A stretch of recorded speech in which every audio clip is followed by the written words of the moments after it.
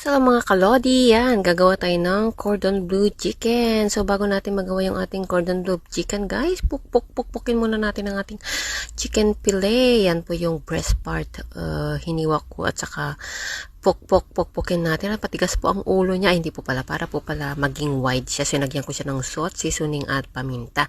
Yun yung po ating pinang marinate sa kanyang skin, ay sa kanyang panlasa. So himas-himasin natin para mas masarap. Tapos ilagyan natin ng ham, yan, saka cheese. Di ko na pinakita kung paano ko nilagay yung ham saka cheese. So pagkatapos po niya natin ilagay yung ham at saka cheese, guys, i-roll yun naman natin pagka okay na ang lahat. So tignan po ninyo kung paano ko siya ni-roll. So kailangan po ganyan po yung itsura niya bago po ninyo i-roll yun. So depende na po sa inyo kung gaano karami o gaano kakapal ang ilalagay yung mga cheese at ham. Sa akin kasi maliit lang kasi yan, kaya yan lang po yung aking nilagay. Saka wala na rin cheese. So eto na nga, ako ng ito na, diba, papakita ko pa. Ay nako, anong tagal-tagal mo.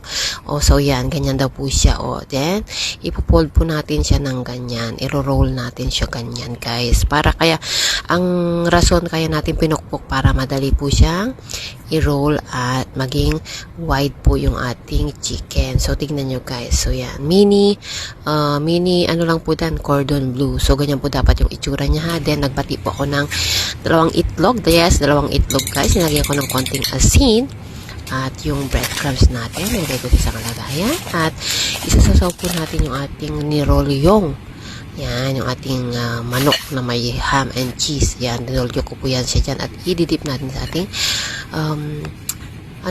breadcrumbs. Yan, so iulitin po natin, idip ulit sa ating egg para maano nang masyado, matakpan natin lahat. Kailangan pati yung butas natin, guys, ng itlog at ng ating breadcrumbs. So ito na po yung ating nagawang cordon bleu. Apat yan na mini. So sana nagustuhan nyo aking vlog. Bye. Recipe pala ba?